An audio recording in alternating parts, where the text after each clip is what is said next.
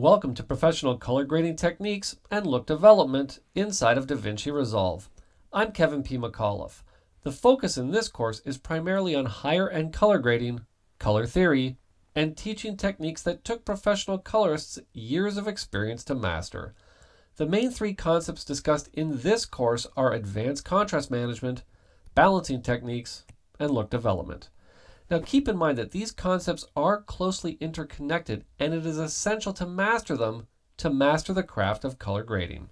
You'll also learn the color theory you need to help you create unique and modern looks. If you want to follow along, the footage and projects used in this course are available for download.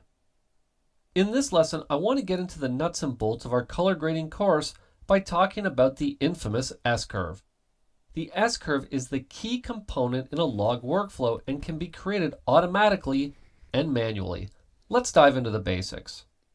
If you take a look at the waveform monitor and you take a look at our curves window, they're both represented by straight lines. We have incremental steps starting at complete black at 0 and basically going all the way through straight up in a perfectly linear fashion from complete black to complete white to give us a straight line. Whatever we do is going to be directly represented on our waveform monitor. All right, so I'm just going to reset that. I'm going to pull up like such. I'm going to pull down like such at the bottom, like that, to make our blacks look more black and our whites look more white. What I also have the ability to do is to come in and add editable splines. I can now finesse this however I want to finesse it. And what I've basically done now is drawn a basic S-curve.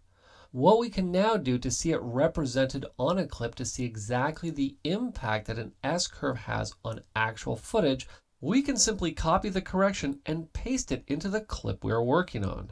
And you'll already notice how much better our shot looks by adding contrast to it. Well, because our image is very flat, we're basically stretching the image out. All right, we're just going to reset. I'm going to come back to our gradient. I'm going to reset it there as well because let's talk about the next way that we can add an S-curve to our footage. And that's using contrast and pivot located right down here in the lower left-hand corner of the interface. All I'm going to do is grab the contrast value and dragging it out. And as you can see, we're now creating an S-curve much like we had done before.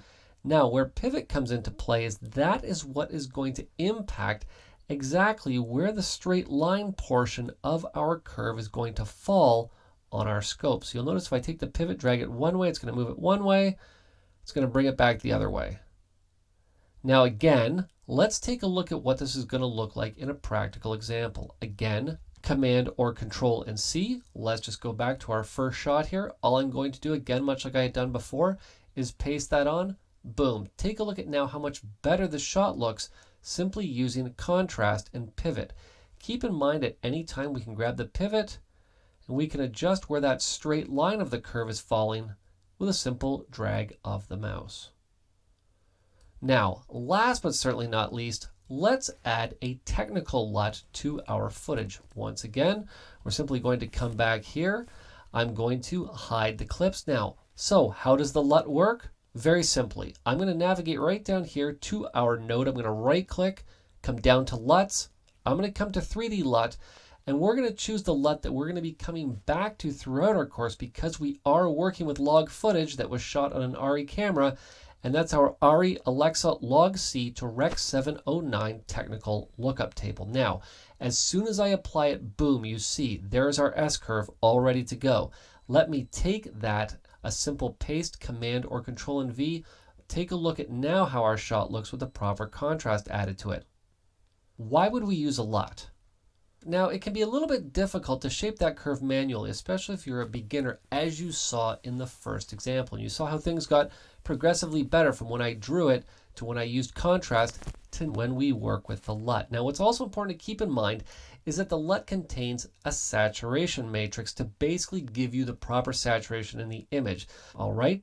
The saturation matrix is based on a bit more complex math, so you can expect a more sophisticated saturation than what you would get by simply raising the global saturation yourself. So the LUT is going to be a good starting point to work with most of the times right out of the box, or really right out of the click. Now there's some other reasons to work with LUTs, but we're going to talk about that later on. Let's remove this LUT from this shot. We're going to come back to our gradient. I'm just going to remove it from there as well. And let's right click on our node.